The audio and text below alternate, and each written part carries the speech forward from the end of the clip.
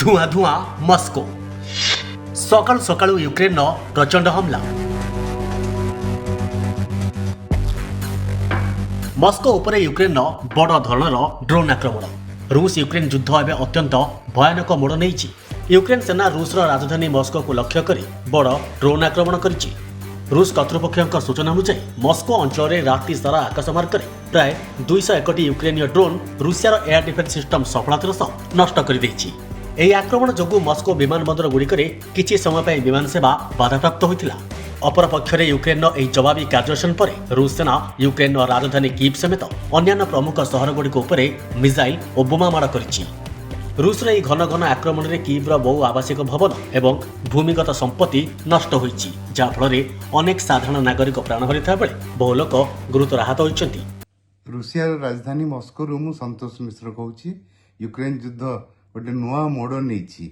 ଆଉ ଅସ୍ତ୍ରଶସ୍ତ୍ର ଯୋଗାଣ, ଅର୍ଥ ଯୋଗାଣ କମି ଯାଇଛି ୟୁକ୍ରେନ୍କୁ, କିନ୍ତୁ ୟୁକ୍ରେନ୍କୁ ବହୁମାତ୍ରାରେ ଡ୍ରୋନ୍ ଏବଂ ମାନବବିହୀନ ବିମାନ ଯୋଗାଣ ୟୁରୋପରୁ ଅବ୍ୟାହତ ରହିଛି। ଆଉ ୟୁକ୍ରେନ୍ 200ରୁ 800 ଡ୍ରୋନ୍ ପ୍ରତିଦିନ ଛାଡ଼ୁଛି ରୁଷିଆର ବିଭିନ୍ନ ସହର ଅଭିମୁଖେ। ଏଇଠି ଗୋଟେ ଅନଲାଇନ୍ ଟ୍ରେଡିଂ କମ୍ପାନୀ ୱାଇଲ୍ଡ ବେରିଜ୍ର ଗୋଦାମ ମାନଙ୍କୁ ଆକ୍ରମଣ କରିଛି। ଅନେକଟା ଗୋଦାମ ଜଳି ଯାଇଛି। ତାପରେ କିଂ କର୍ତ୍ତବ୍ୟ ବିମୂଢ଼ ହେଇ ସିଭିଲିୟନ୍ ଘରମାନଙ୍କରେ ଆକ୍ରମଣ ଆରମ୍ଭ କରିଦେଇଛି। କିନ୍ତୁ ରଷିଆ ଅଧିକାଂଶ ଡ୍ରୋନ୍କୁ ପକେଇ ଦେଉଛି। 95% ପକେଇଦେଲେ 5% ପେନିଟ୍ରେଟ୍ କରିଯାଉଛି।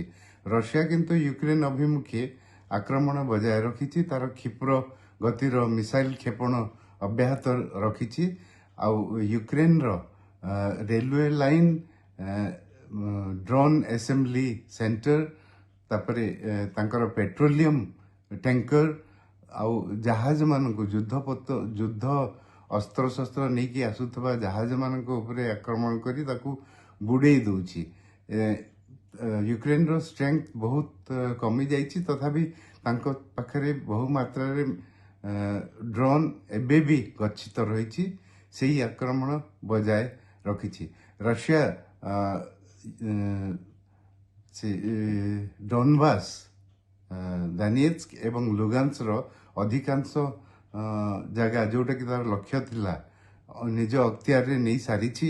ଆଉ ଅଳ୍ପ କିଛି ବାକି ଅଛି। ପ୍ରତିଦିନ 2-4ଟା ଗାଁ ଏମାନେ ଅକୁପାଏ କରି ଚାଲିଛନ୍ତି। ଯୁଦ୍ଧ କ୍ଷେତ୍ରରେ ଦୁଇ ଦେଶ ମଧ୍ୟରେ ସୀମାପାର ଆକ୍ରମଣ ବୃଦ୍ଧି ପାଇଛି। ୟୁକ୍ରେନ୍ ରୁଷର ଗୁରୁତ୍ୱପୂର୍ଣ୍ଣ ସାମରିକ ଘାଟି, ତେଲ ଡିପୋ ଓ ସୂଚନା ନେଟୱାର୍କକୁ ଟାର୍ଗେଟ୍ କରୁଥିବା ବେଳେ ରୁଷିଆ ବାଲିଷ୍ଟିକ୍ ମିସାଇଲ୍ ବ୍ୟବହାର କରି ୟୁକ୍ରେନ୍ର ରେଳ ଓ ବନ୍ଦର ଭିତ୍ତିଭୂମିକୁ ଧ୍ୱଂସ କରିବାକୁ ଚେଷ୍ଟା କରୁଛି। ଆମେରିକା ଏବଂ ନାଟୋ ସହଯୋଗୀ ଦେଶଗୁଡ଼ିକରୁ ମିଳୁଥିବା ଆଧୁନିକ ଅସ୍ତ୍ରଶସ୍ତ୍ର ବଳରେ ୟୁକ୍ରେନ୍ ରୁଷର ଅନେକ ଅଞ୍ଚଳକୁ ସିଧାସଳଖ ଆକ୍ରମଣ କରୁଛି।